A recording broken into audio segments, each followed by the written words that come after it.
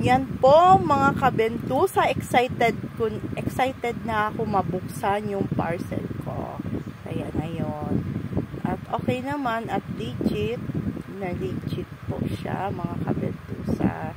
Mag-a-unbox tayo ng parcel. Diba? Tingnan natin kung anong kulay yung ilalabas ko. Yan po, ay kulay puti siya mga kabentusa. Yung kulay ng ear candle ko mga kabentusa. Kaya okay naman. Ang ganda ng kulay mga kabentusa. Kaya puti. Yan po. Okay, bibilangin natin siya pag kulang or hindi. Kung kulang yan, nako. Bago pa ako magdilim ng paningin ko kay seller, bakit kulang? Ha? Mga kabentusa. Bibilangin natin siya at dapat maging sigurado tayo mga kabentusa. Po.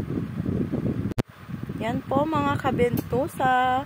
Minekos-mekos ko pa bilangan kung anong kung ilang piraso siya mga kabentusa. Kaya yan mga 50, kahit ulit-ulitin ko pa, bibilangin ko pa rin kung kulang or hindi. Nako, kung kulang nga yan, nako po, bago pa magdilim ng paningin ko.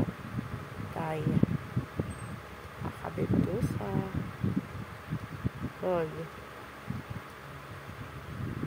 Na 50 pieces yan or hindi. Bakit 49 pieces? Dapat sakli 50 pieces yan mga kabentusa. Yan. Nabilang ko pa yan kanina pa. O. Kung hindi yan okay na ako po. Baka na-scam na ako. Naku po, sayang na ang pera ko. Diba mga kabentusa?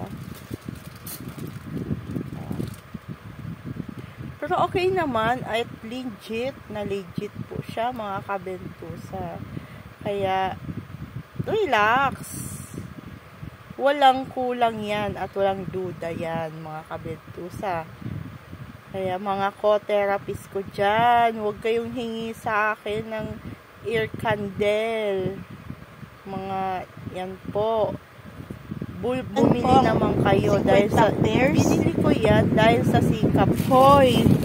50 pieces po dapat po, kulang lang isa. Lakas yan ng kita ko mga kabentusa. Yan po. At dami ko na na-achieve sa buhay ko. Katas ng pinaghirapan ko yan. Dugot at pawis yan. Mga kabentusa, salamat Shopee. Dumating na.